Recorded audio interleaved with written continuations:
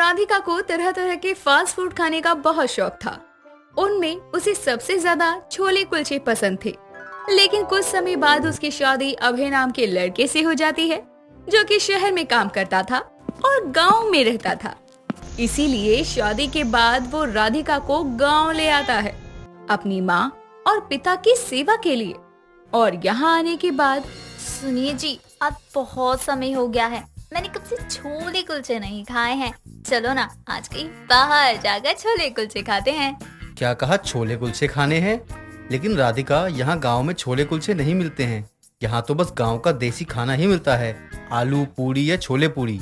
क्या इस गांव में छोले कुलचे नहीं मिलते? अरे यार, ये कैसा गांव है जहाँ छोले कुलचे नहीं है? तो गांव ही बेकार है। ऐसा करते हैं, जब छुट्टियां खत्म होने के बाद तुम शहर जाओगे ना, तो मैं भी तुम्हारे साथ शहर चलूंगी। यहाँ नहीं रह सकती मैं छोले कुलचे खाए बिना। मुझे दिन में एक बार तो चाहिए ही छोले कुलचे। ये कैसी बात कर रही हो तुम? भला छोले कुलचे के लिए ऐसा कौन करता है?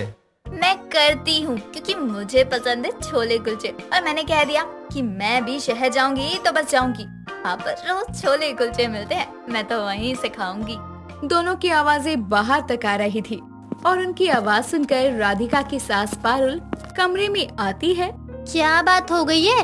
तुम दोनों इतनी जोर जोर से क्यों चिल्ला रहे हो? पता भी है बाहर तक तुम दोनों की आवाज आ रही है। देख लीजिए माँ जी अपने बेटे को, ये मेरी बात ही मानने को तैयार नहीं है। लेकिन बात क्या है ये तो बता बहू। माँ, मैं बताता हूँ। ये मुझसे कह रही है गांव में छोले कुलचे नहीं मिलते हैं, इसलिए मुझे भी शहर ले चलो, वहाँ जाकर इसे छोले कुलचे खाने हैं। क्या बहू, छोले कुलचे खाने शहर जाएगी तू? अगर तुझे इतना ही मन है तो घर पर बना ले, वहाँ जाने की क्या जरूरत है? माँ जी, जो बात शहर के छोले कुलचों में है वो घर के छोले कुलचों में नहीं होती, इसलिए मुझे तो शहर जाकर ही छोले कुलचे खाने हैं।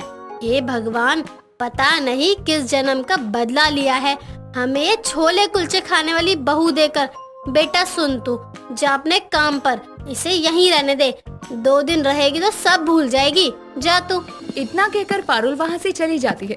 लेकिन राधिका अब भी अभय से शहर के छोले कुलचे खाने की जिद करती है, पर उसकी वो एक नहीं सुनता और वहाँ से चला जाता है। ऐसे ही कुछ दिन और गुजरते हैं। बिना छोले कुलचे खाए राधिका को बहुत गुस्सा आता है और वो घर के किसी काम को हाथ नहीं लगाती। इस बात से उसकी सास बहुत नाराज थी। एक दिन राधिका अपने फोन में फूड ब्लॉगिंग देख रही थी, जिसमें उसे नजर आ रही लड़की कहती है कि शिमला में भारत के सबसे अच्छे छोले कुलचे मिलते हैं।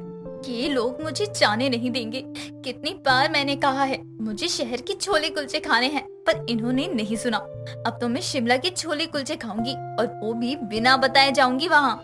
ये कहकर राधिका अपनी अलमारी में जाकर देखती है तो वहाँ पर कुछ पैसे रखे थे, जिन्हें वो अपने पर्स में रख लेती है और रात होने के बाद चुपके से अपनी सास के कमरे में जाती है और वहाँ से भी कुछ पैसे आराम से चुरा कर कहती है, माफ करना माँ जी, लेकिन अब मुझे शिमला के छोले कुलचे खाने हैं, तो कहीं से तो पैसे लेने होंगे ना।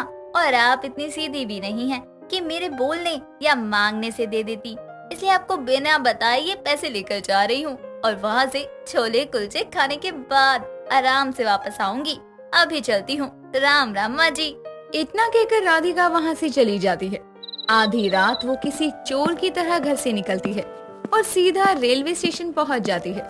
कुछ घंटों का सफर तय करके वो शिमला पहुँचने वाली थी। यहाँ सुबह होने के बाद जब पारुल की आँख खुलती है तो वो राधिका को आवाज देती है, लेकिन लाख आवाज देने के बाद भी जब वापस से जवाब नहीं आता तो वो राधिका के कमरे में जाती है और देखती है कि वहाँ पर राधिका है ही नहीं। हाय राम, राधिका कहाँ चली गई? रात तो कमरे में ही थी, कहीं किसी के साथ भाग तो नहीं गई? नहीं नहीं, ऐसा नहीं कर सकती।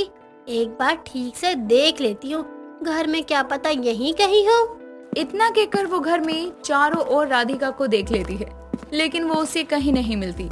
पारुल अपने कमरे में जाकर अपनी अलमारी देखती है तो वहाँ से कुछ पैसे गायब थे और एक चिट्ठी रखी हुई थी। माँ जी, मैंने आपसे कितनी बार कहा मुझे अभय जी के साथ शहर जाने दो, मुझे वहाँ के छोले कुलचे खाने, लेकिन आपने मेरी बात ही नहीं सुनी। अब मैं शहर नहीं बल्कि शिमला के छोले कुलचे खाने जा रही हूँ और जल्दी वहाँ से वापस आ जाऊंगी। आप मेरी चिंता मत करना, अपना ध्यान रखना। और हाँ, अलमारी में बहुत सारे पैसे थे तो मैंने उसमें से कुछ पैसे ले लिए। अब आपके बाद ये पैसे मेरे ही तो है ना, अपना ध्यान रखना। बाय। हे भगवान, मेरी बहू छोले कुलचे खाने के लिए घर से भाग गई, वो भी पैसे लेकर। एक चिट्ठी छोड़ गई है। अब मैं इस चिट्ठी के सहारे कहाँ ढूंढूं अपनी बहू को। ये पढ़कर पारुल को गुस्सा आता है और वो जल्दी से अपनी बेटी को कॉल लगाती है। बेटा कहाँ है तू? जल्दी से घर आ, सारा काम दाम छोड़कर तू आजा। लेकिन माँ क्या हुआ, बताओ तो। क्या हुआ? अरे तेरी वो छोले कुलचे वाली बीवी घर से भाग गई, सारे पैसे लेकर भागी है।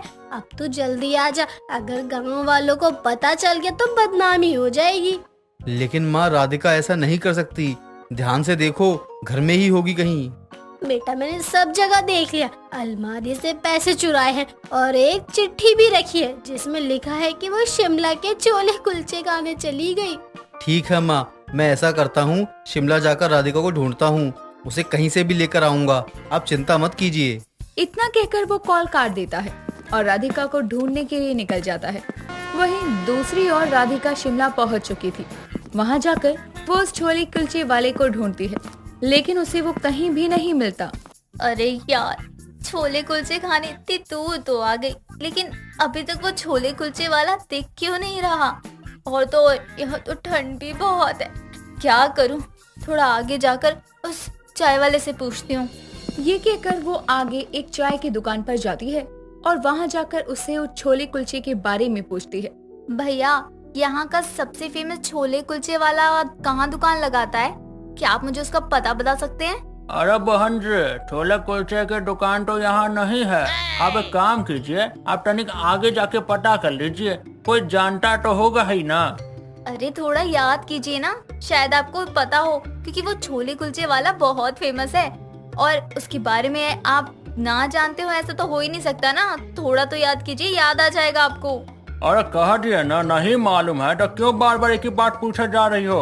अरे आगे जाओ, किसी और से पूछो, हमारा दिमाग काहे खराब कर रही हो?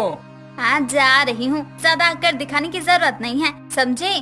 चाय वाले की बात सुनकर वो आगे चली जाती है। वहाँ भी काफी सारे लोगों से छोले कुलचे वाले के बारे में पूछती है। बहुत पूछने के बाद उसे कोई उस छोले कुलचे वाले का पता बता देता है।